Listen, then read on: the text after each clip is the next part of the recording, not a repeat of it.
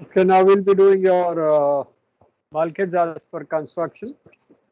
We've got two types. One is plain bulkhead and one is corrugated bulkhead. The plain bulkhead, which I had shown you in the forepeak, is stiffened by rolled sections. These sections we'll be doing later.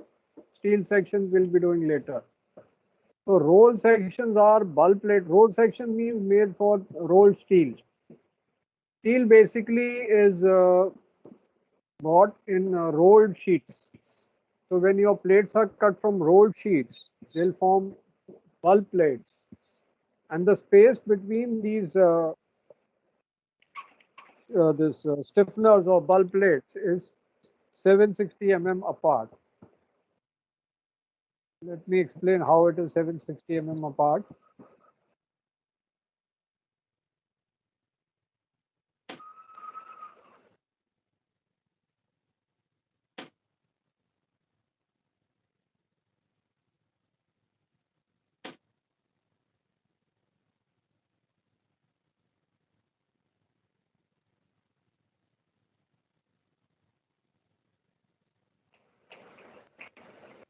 Now this is a plain bulkhead.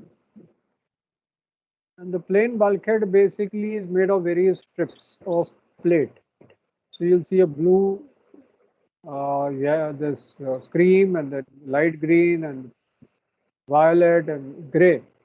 So the top plating is of thicker, then the thickness of the plates is increasing when we go bottom because of hydrostatic pressure. The plates are welded seam. Seam means horizontal welds are there.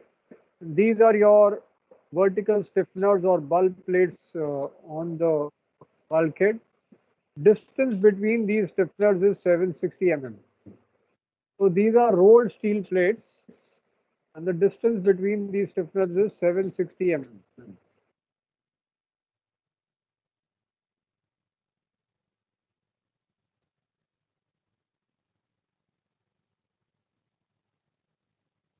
Now the thickness of the plate which I have shown is more at the bottom because of maximum hydrostatic pressure experience. This thinnest at the top, not less than 6.5 thick. And the plate is in the horizontal direction.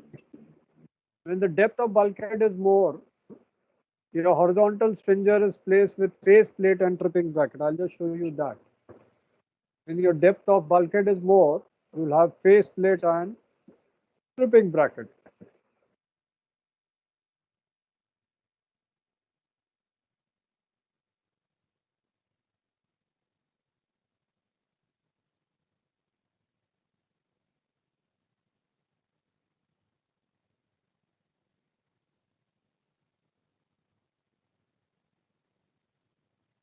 Now suppose this is the bulkhead, then the stringer plating is there.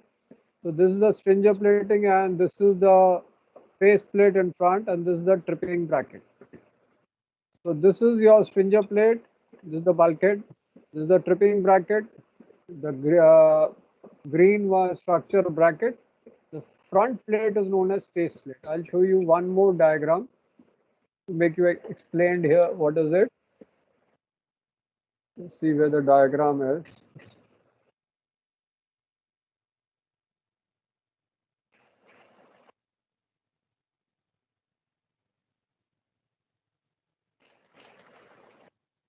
Now suppose this is the bulkhead.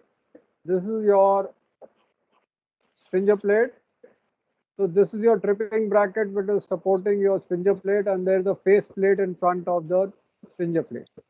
So this is your longitudinal bulkhead. Or this can be a transverse bulkhead where your stringer plate is like this. You have a face plate in the black in front, the tripping bracket here. So these are the two types of stringer plate. One is horizontal stringer plate or transverse stringer plate and one is a 4.5 stringer plate.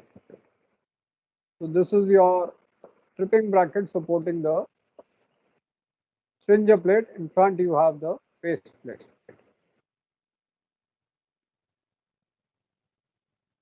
Now the plates are laid in the horizontal direction. Now I had shown you one diagram. Now I'll show you again how they are laid in the horizontal direction.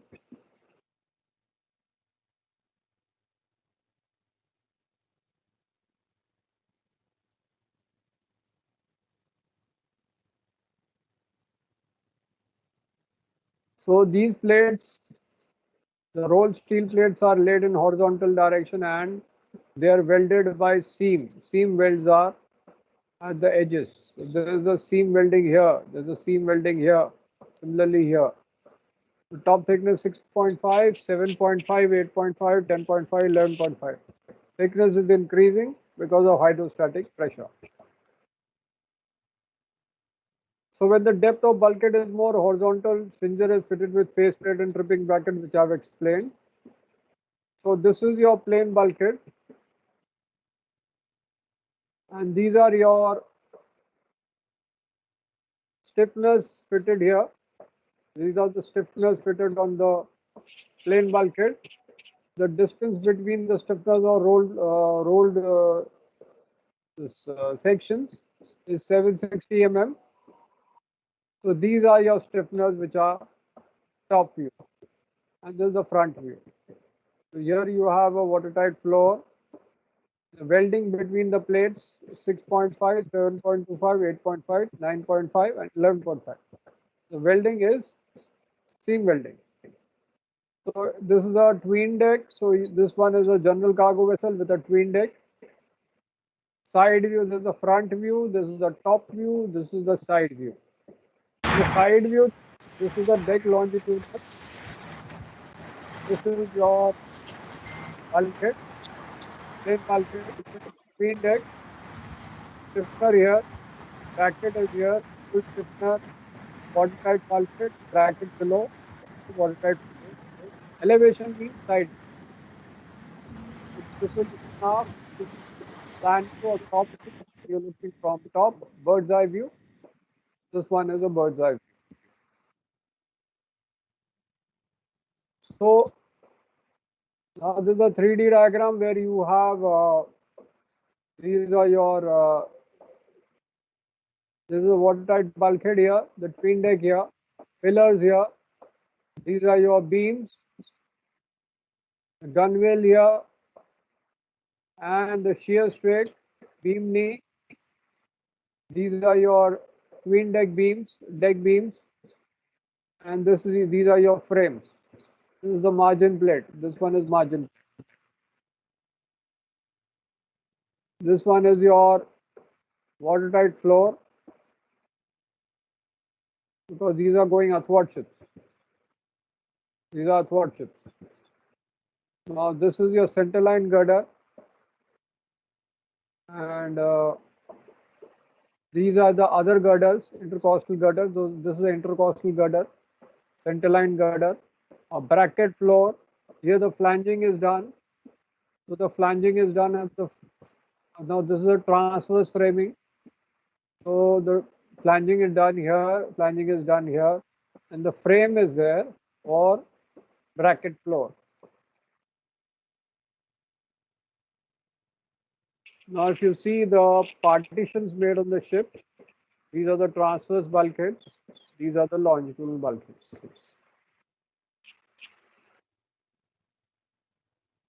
Now these are the attachment, corrugated attachments. So if it's passing, this is made watertight, or any pipe passing like this. These are the bulkhead attachments. So this is your stringer plate, the face plate and the tripping bracket. It can be on top or it can be below. Main purpose of tripping bracket is to support your stringer plate. Now we come to corrugated bulkhead. Now during your school time, your small classes, you might have made fans with paper. Fan बनाया क्या? पंखा बनाया ना कागज का? यानी बचपन में बनाया होगा. पंखा बनाया ना कागज का? तो वही कोरोगेटेड है. अगर आपने वो पंखा बनाया और उसको थोड़ा खोल दिया, तो उसके ऊपर कुछ भी रख सकते हो, बेंड नहीं होगा, उसमें स्ट्रेंथ होती है. कागज में ऐसे ही रखोगे तो बेंड हो जाएगा कागज. लेकिन कोरोगेटेड बना दोगे जैसे पंखे बनाते हो तो उसमें स्ट्रेंथ रहती है। जैसे आपके गांव में छत के ऊपर वो परछत्ती लगती है और पानी वहां से फ्लो कर जाता है, वो कोरोगेटेड होता है। प्लेन छत्ती लगाओगे तो बेंड हो जाएगा। तो similarly if you use corrugated bulkhead, उसकी स्ट्रेंथ ज्यादा होती है as compare to plain bulkhead. And corrugated bulkhead में नंबर ऑफ स्टिफनर्स को कम लगाना पड़ता है बिकॉज उसकी स्ट्रेंथ ज्यादा है। तो जब number of bulkheads, number of stiffener कम लगाना पड़ता है, क्या कम हो जाएगा? स्टील कम हो जाएगा तो क्या फायदा होगा आपका? अगर आपने स्टील कम लगाया तो फायदा क्या होगा आपका? स्ट्रेंथ बराबर है, क्या फायदा होगा? कार को ज्यादा लोड कर सकते हैं? क्या होगा फायदा? स्टेबिलिटी में क्या फायदा होगा? डेड वेट कम, डेड वेट बढ़ेगा, लाइट शिप कम होगा, समर डिस्प्लेसमेंट वही है। लाइट शिप कम होगा तो डेड वेट बढ़ेगा, मतलब कार्गो ज्यादा लोड कर सकते हैं। तो हमारा स्टील वेट कम होगा तो लाइट शिप वेट कम होगा, हम स्टील कार्गो ज्यादा लोड प्लस आपके पैसे बचेंगे, स्टील कम होगा तो स्ट्रेंथ तो बराबर है। तो कहीं भी अगर आपका कोरोगेटेड होगा तो हम एक पिलर लगा के वो स्टिफनर से इतना लगाने की जरूरत नहीं, एक पिलर लगा दिया साइड में कोरोगेशन के साथों साथ। तो इससे क्या होगा, वर्टिकल स्टिफनर लगाने की जरूरत कम पड़ जाती है जो आपके प्लेन बल्कहेड में लगता है। तो आपकी सेविंग हो रही है स्टील वेट में, कॉस्ट ऑफ स्टिफनर भी बढ़ रहे हैं, कम हो रहे हैं। कॉस्ट ऑफ स्टिफनर कम हो रहा है, स्टील वेट भी कम हो रहा है, कार्गो अब ज्यादा लोड कर रहे हो। अब क्या होता है, कोरोगेशन की जो एंगल है वो 45 डिग्रीज होती है। चलो मैं आपको दिखा देता हूँ कोरोगेशन की एंगल 45 डिग्रीज कैसे होती है। मैं बनाया नहीं तो मैं आपको बना के दिखाता हूँ। कोरोगेटेड बल्कहेड,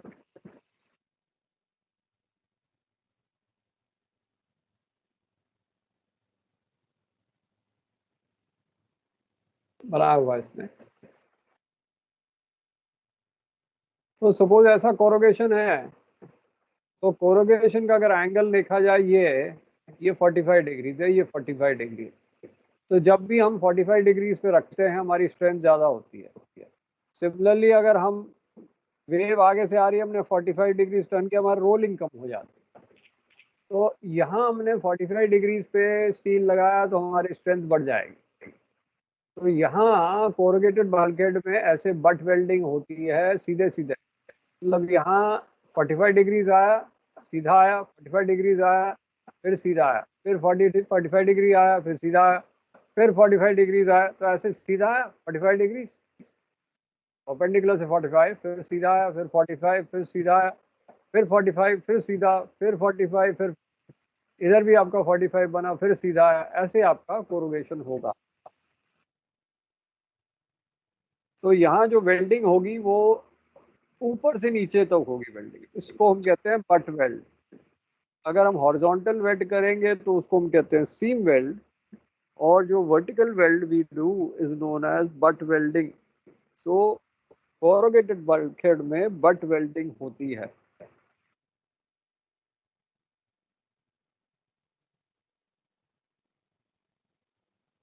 ऐसे ही दिखाया हुआ है, ये 45 डिग्रीज आपका एंगल ऑफ कोरोगेशन है, और यहाँ आपकी वर्टिकल बट वेल्डिंग ऐसे होती है, यहाँ वर्टिकल बट वेल्डिंग।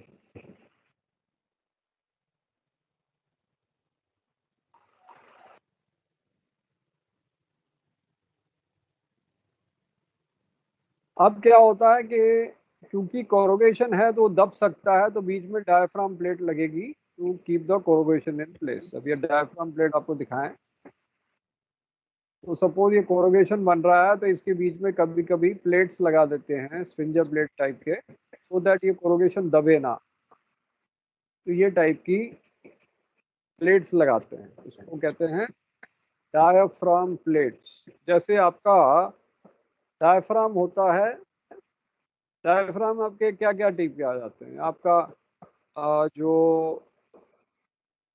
हारमोनियम है वो भी डायफ्राम है, अकॉर्डियन है वो भी डायफ्राम है। तो हम बीच में कोई कोई बीच में जगह कुछ लगा देंगे तो वो डायफ्राम दबेगा ही नहीं। लेकिन वो तो अकॉर्डियन तो हमें बजाना है, हारमोनियम बजाना है, तो हम बीच में थोड़ा ना लगाएंगे कुछ। लेकिन यहाँ शिप में you can have these kind of diaphragm plates to prevent the corrugation from sticking to each other, ये नहीं तो दब जाएंगे। तो you have diaphragm plates to increase stiffness. अब ये आपकी कोरोगेटेड बल्कहेड है। तो नॉर्मली हमारे कोरोगेटेड बल्कहेड जो बल्क कैरियर में है उनमें डायफ्राम प्लेट्स कभी नहीं होती हैं, तो शडर प्लेट नीचे लगी होती है। अब ये शडर प्लेट क्या चीज़ है? ये शडर प्लेट लिखा हुआ है, किसी को पता है शडर प्लेट का मतलब क्या है? शडर प्लेट क्यों होती है? बल्क कैरियर वाले कितने लोग हो? हैं, बल्क कैरियर आपने काम किया है? होल्ड में गए हो? कोई नहीं सर है बल्क कैरियर? Yes sir. तो कोरोगेटेड बल्कहेड देखा है कि नहीं देखा है? यस सर, देखा है। देखा है। देखा स्टूल प्लेट, स्टूल प्लेट देखी है? स्टूल प्लेट क्या होती है? स्टूल प्लेट क्या फायदा है? स्टूल प्लेट का क्या फायदा? हाँ, स्टूल प्लेट का क्या फायदा? भाई स्टूल प्लेट आपके, तो आप तो स्टूल घर में रखते हो, वो स्टूल तो बैठने के लिए, फिर यहाँ कोई बैठने के लिए कोई जगह नहीं है। यहाँ स्टूल प्लेट होती है विच इज वाइड स्पेस, इसके नीचे कोई उसका कोई काम नहीं है। तो बेसिकली अगर कोई कार्गो आएगा तो वो स्लाइड कर जाएगा, ग्रैब लगेगा स्लाइड कर जाएगा। तो स्टूल प्लेट होती है ग्रैब्स को स्लाइड करने के लिए, को हम ग्रैब से पकड़ेंगे तो यहाँ मारेगा नीचे तो आपका बेंड हो जाएगी प्लेट, तो स्टूल प्लेट से स्लाइड करेगा। उसी तरह शडर प्लेट होती हैं कोरोगेटेड बल्कहेड में। ये देखो शडर प्लेट है। तो शडर प्लेट क्या होती है? ये कार्गो फंसने नहीं देगी। कई बार आपको आपके दांत में कई चीजें फंस जाती है तो आप टूथपिक लगाते हो निकालने के लिए ना, लेकिन इधर कार्गो फंस गया आपके कोरोगेशन में तो कैसे निकालोगे? ग्रैब से तो निकलेगा नहीं। तो इसको थोड़ा सा एंगल में रखते हैं प्लेट। ये जो प्लेट है ना ये एंगल में रहेगी तो कोरोगेशन में फंसेगी नहीं और स्लाइड कर जाएगी।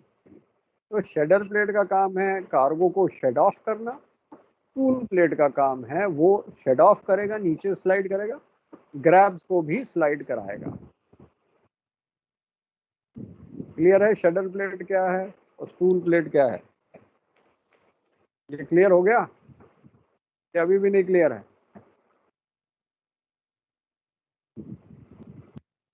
शेडर प्लेट का मतलब है इसके कोरोगेशन के नीचे एक प्लेट लगी होती है, ये वाली प्लेट जो एक एंगल पे लगी होती है।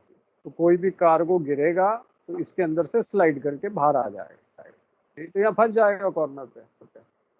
और स्टूल प्लेट ही स्लाइडिंग होती है। अगर आपको स्टूल प्लेट और दिखाऊं, चलो आपको दिखा देता हूँ एक और डायग्राम में, स्टूल प्लेट समझ आएगा आपको। 13 है ना।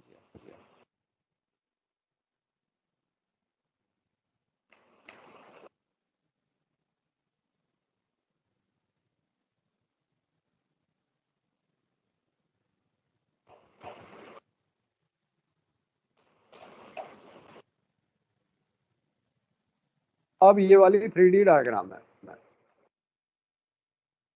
तो यहाँ आपकी फ्रेम लगी है, बल्क कैरियर है, ये फ्रेम लगी है, ये हॉपर की प्लेट है, हॉपर टैंक उसकी प्लेट है, ये लोअर हॉपर टैंक की प्लेट है, ये अपर हॉपर टैंक की प्लेट है, ये कोरोगेटेड बल्कहेड है। इधर में लगा स्टूल प्लेट और कोरोगेटेड के बीच में ये लगी है शडर प्लेट। तो शडर प्लेट एंगल पे है तो cargo will slide of. Stool plate भी एंगल में है तो ग्रैब जो लगेगा वो भी स्लाइड ऑफ करेगा और बैंग नहीं करेगा। ये नीचे जगह जो होती है खाली होती है उसको कहते हैं वाइट स्पेस। अब क्लियर है कि शडर प्लेट क्या है या नहीं क्लियर है? आप ये खाना वाना खाया था कि नहीं? आवाज बंद हो गई आप लोगों की। खाना खाया कि हंसती रहे? हैं? खाना नहीं खाया? खाली पेट बैठे हो, आवाज बंद होगी आप लोगों की। हैं? खाने के बाद क्या आवाज बंद हो जाती है, क्या आती है तेज? एनर्जी लेवल डाउन हो गया आपका? हैं? नींद आ रही है? नहीं सर। हैं? No sir. नींद आ रही है? मुझे तो लग रहा है नींद आ रही है, तो आवाज सबकी बंद हो गई। No sir. अरे भाई, जो बल कैरियर में है, ये शेडर प्लेट ये है, स्टूल प्लेट ये है, ये हॉपर प्लेट है, ये टैंक टॉप है, ये डीबी टैंक है। ये बाद में कराएंगे आपको, पहले ये समझ लो कि ये कोरोगेटेड बल्कहेड क्या है। ये कोरोगेटेड बल्कहेड है।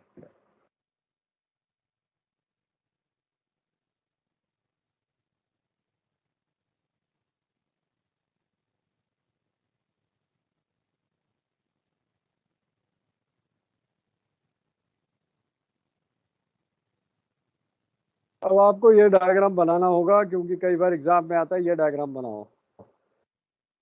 तो ये टॉप व्यू है, इसमें टॉप व्यू में स्टिफनर हो सकते हैं, बगैर स्टिफनर के भी हो सकता है। ये नहीं कि स्टिफनर हैं, इस डायग्राम में है, बट कोरोगेटेड बल्कहेड में आजकल कोई स्टिफनर लगाता ही नहीं है। तो ये टॉप व्यू है कोरोगेशन का, और ये फ्रंट व्यू है। इसमें इन्होंने ट्विन डेक बनाया है, यहाँ ट्विन डेक बना दिया, तो जो कोरोगेशन के साइड साइड ऐसे मुड़ा हुआ ऐसे दिखना है। आपको ये डायग्राम बनाना पड़ेगा एग्जाम के लिए। तो ये जो लाइन है, इन्होंने इसके ऊपर जो लाइन है, इसके कोरोगेशन अलग है, इसके कोरोगेशन अलग है, बट आप सेम ही कोरोगेशन बना सकते हो ऊपर से नीचे तक। लाइन खींचनी है यहाँ से, फिर यहाँ से, फिर यहाँ से, फिर यहाँ से, ऐसे हर जगह से जहाँ जहाँ टर्न हो रहा है वहाँ वहाँ से लाइन खींचनी है। और यहाँ वेल्डेड बट होगा, क्योंकि ये ऊपर से नीचे तक वेल्डिंग हो रही है। स्टिफनर कई जहाज में है, कईयों में नहीं है। डायग्राम है तो आप इसी डायग्राम के जैसे बनाओगे। साइड व्यू में दिखाया है कि ये आपका ट्विन डेक स्टिफनर बना हुआ है, नीचे में आपका होल्ड स्टिफनर है, और कोरोगेशन बना हुआ है। तो यहाँ ब्रैकेट होल्ड कर रहा है ट्विन डेक को, ऐसे कोरोगेशन जारी। तो ये डायग्राम आपको बनाना पड़ेगा। इसी तरह कोरोगेटेड बल्कहेड ये भी दिख रहा है। यहाँ आपका शेडर प्लेट है, और ये स्टूल प्लेट है, और ये कोरोगेटेड बल्कहेड है। ये बल्क कैरियर है, जिसमें दीज आर द फ्रेम्स। ये हॉपर प्लेट है नीचे की, ये हॉपर प्लेट ऊपर की है। टॉप साइड टैंक है एंड बॉटम हॉपर टैंक।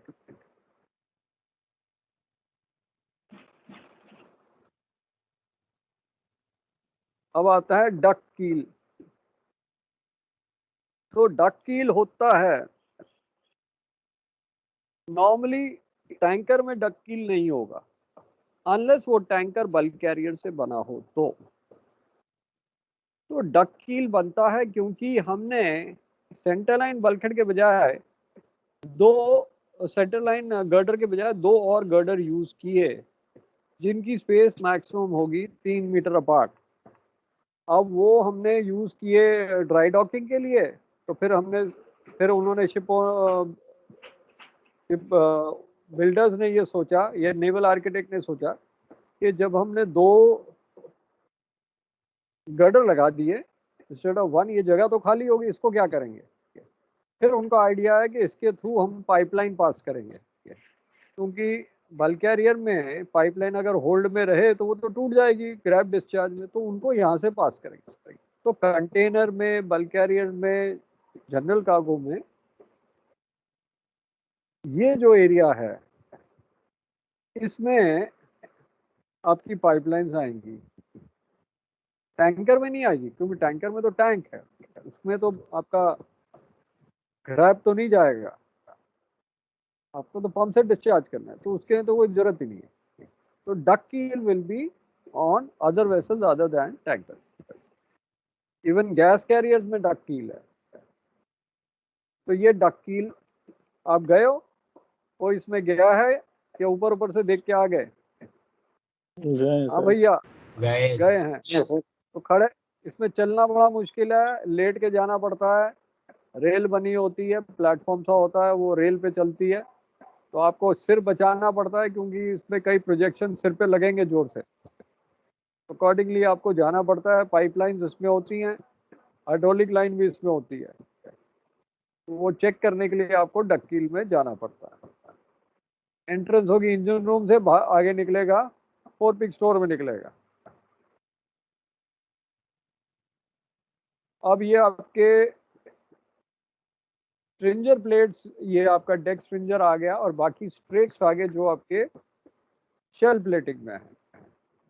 तो नीचे वाला जो है वो कील प्लेट आ गई। On both side of the कील प्लेट इज गार्बोर्ड स्ट्रेक, और उसके ऊपर जाता है बी स्ट्रेक, फिर सी स्ट्रेक, फिर डी स्ट्रेक, फिर ई स्ट्रेक, फिर एफ स्ट्रेक, फिर जी स्ट्रेक। आई और ओ नहीं होते हैं, वो शेल एक्सपेंशन प्लान में आपको समझाएंगे क्यों नहीं होते हैं। तो ये आपका डेक स्ट्रिंजर आ गया, और शीयर स्ट्रेक के साथ कनेक्ट होता है। फिर this is your deck plating, this is your longitudinal girders that कील। अब आपका किल्सन भी बोल सकते हैं इसको सर? क्या चीज? Centre किल्सन sir. सेंटर क्या? ये बोट है, सेंटर जहाज में। Keelson. Okay sir. Keelson basically ये तो बोट है ना, बोट में कीलसन होता है, और Yes, जहाज sir. में कीलसन नहीं होगा।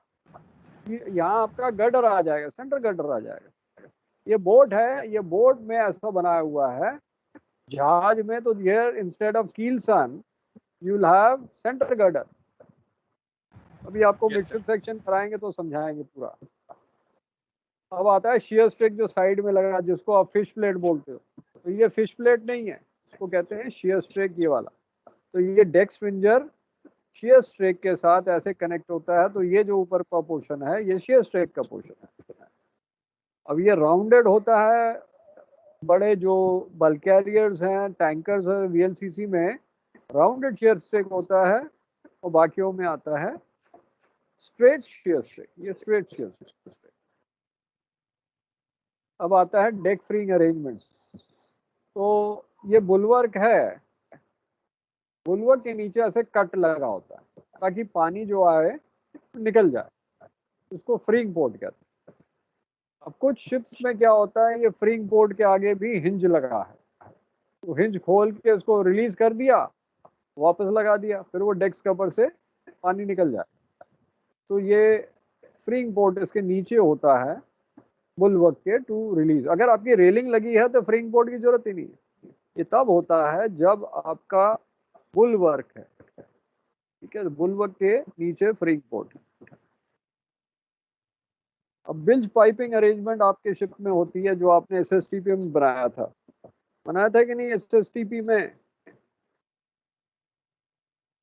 रिकॉर्ड बुक दी होगी, प्लान्स बनाए थे, तो builds and ballast piping system बनाया था कि नहीं?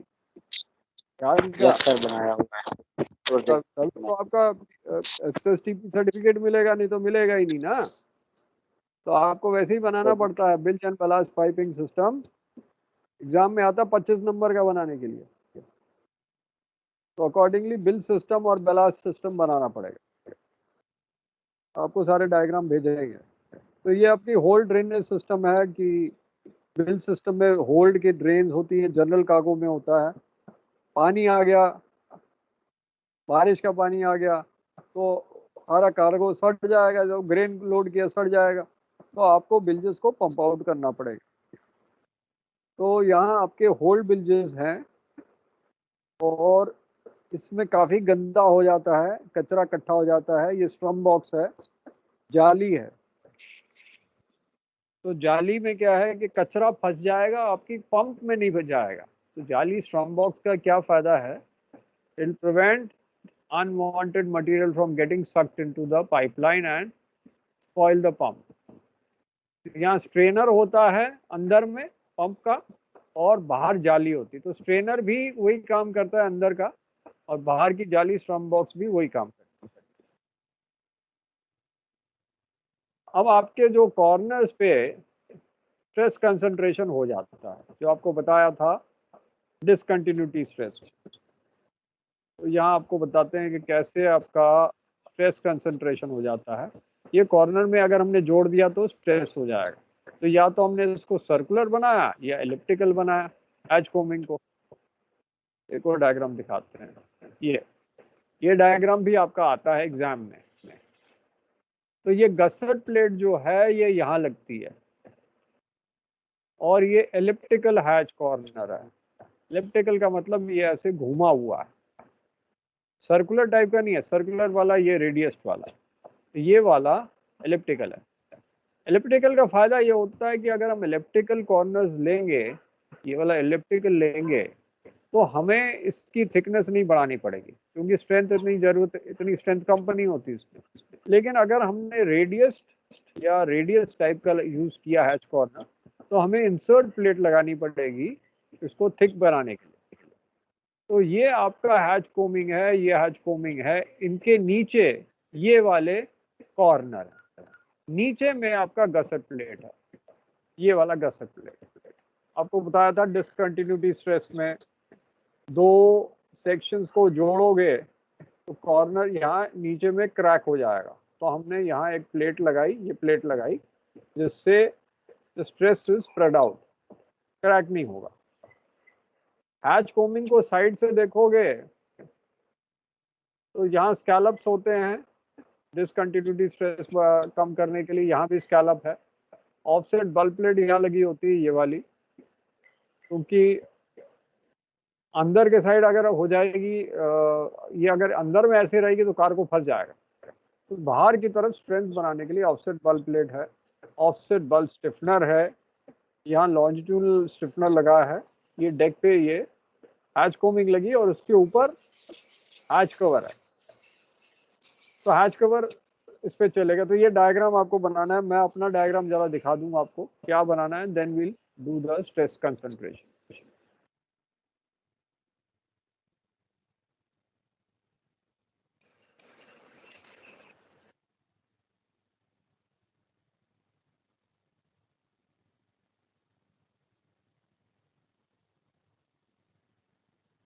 इसका आप स्क्रीनशॉट ले लो क्योंकि ये 25 नंबर का डायग्राम एग्जाम में आता है, एमएमडी में आया हुआ 3-4 बार आ चुका है ये वाला। तो ब्लैक एंड व्हाइट देख लो या कलर देख लो, कलर से समझ लो, ब्लैक एंड व्हाइट बना दो।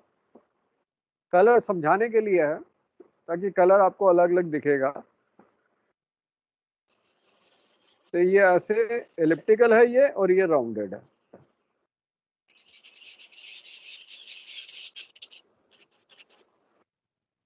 तो स्क्रीनशॉट ले लो इसका।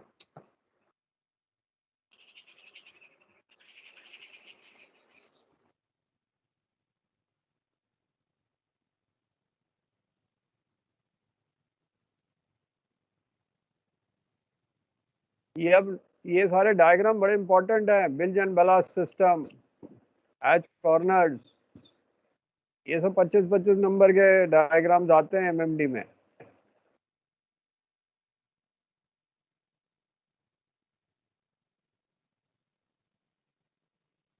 डायग्राम प्रैक्टिस शुरू कर दो बेटा।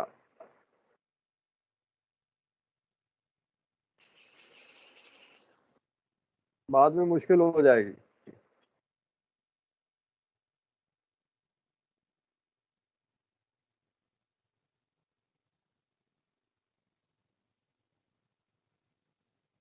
ये डेक बना हुआ है और डेक के नीचे आपका ये गर्डर जा रहा है। तो ये वाला जो अथवार्डशिप जा रहा है, बीम है, ये बीम है और ये गर्डर जा रहा है। इसके नीचे लगेगी गसट प्लेट। और ये हैच कोमिंग 4.5 दिखाया, ये फॉरवर्ड है या back.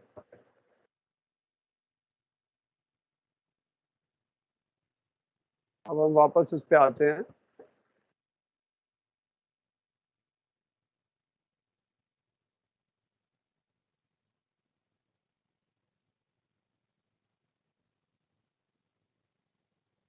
Now discontinuity stress is related with deck opening because 90 degrees पे अगर कहीं कट मारा गया डेक पे तो कॉर्नर्स पे स्ट्रेस आ जाएगा, शार्प कॉर्नर्स पे। Now due to specific design of ship, sharp corners are to be avoided, otherwise यहाँ क्रैक आएगा, discontinuity stress आएगा। Therefore the corners, so either you make it elliptical or circular. जो circular है उसका नाम है radius. Now for circular corners, the corner plate is called insert plate. That insert plate is for increasing the thickness for the remaining plating surrounding the hatch combing to provide strength. क्योंकि जैसी circular corners आते हैं उसकी strength elliptical corner से कम होती है. तो circular corners पे या रेडियस कॉर्नर्स पे इंसर्ट प्लेट होगी, but in elliptical corners you will not have insert plate. So elliptical corners are used because they do not require increased thickness. और हमारे को स्टील का वेट कम करना है, कॉस्ट कम करनी है, तो हम elliptical corner यूज करेंगे rather than circular openings. So circular opening has more stress concentration than elliptical one. Therefore, to offset, the circular insert plate is of increased thickness. तो इसकी thickness ज्यादा होगी as compared to elliptical plate.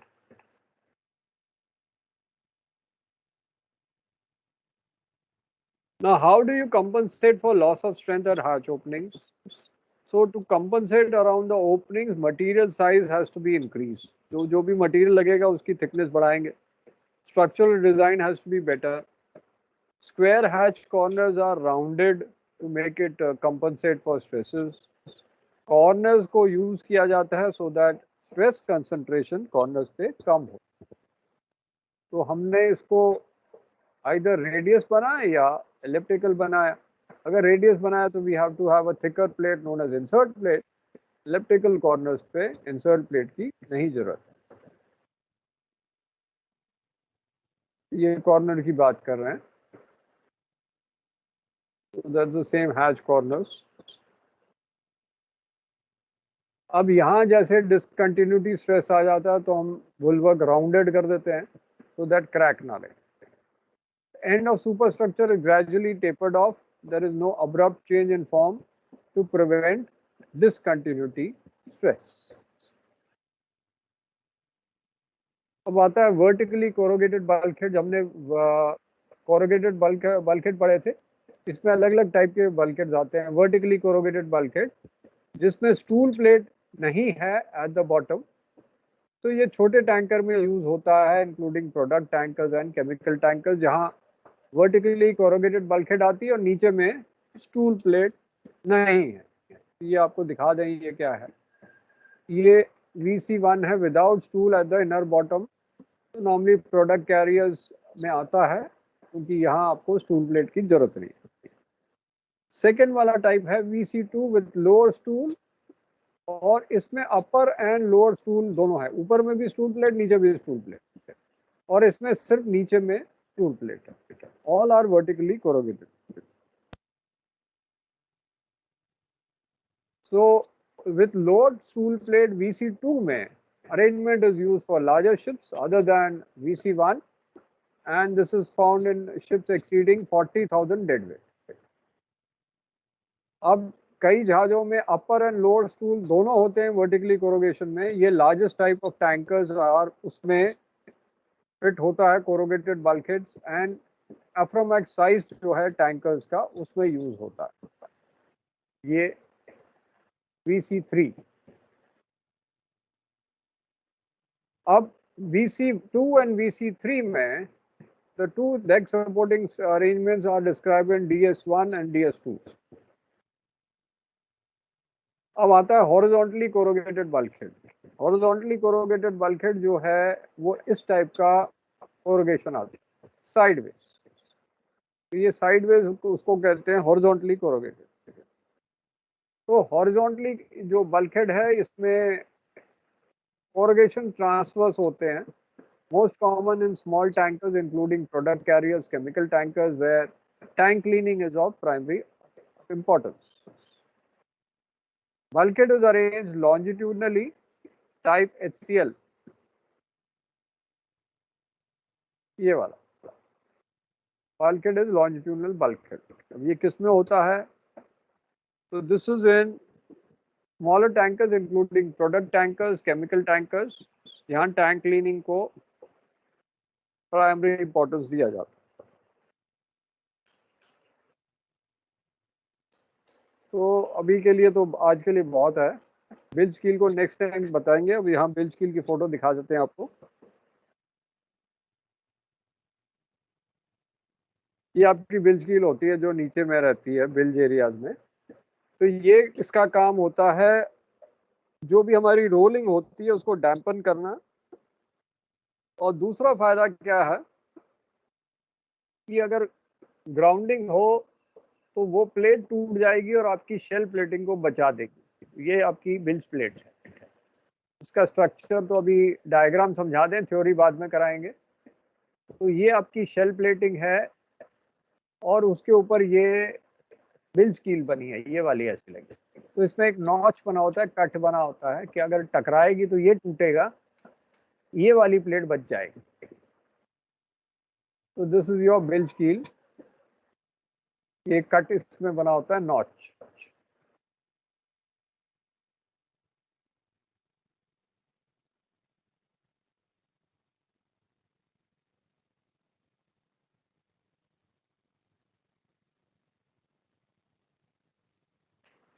जैसे ये सीधी सीधी बनी हुई है, यहाँ नॉच बना हुआ है, कट बना है, so that this will break instead whenever it is grounding, so it save the main structure.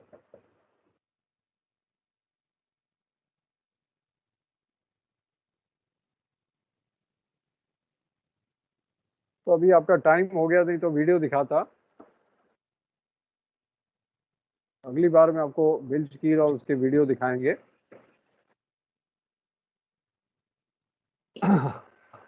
अभी के लिए आपका 2 मिनट आराम है एंड फिर विल कॉल इट ऑफ। कोई क्वेश्चन है तो पूछ लो अभी। Any question you can ask me.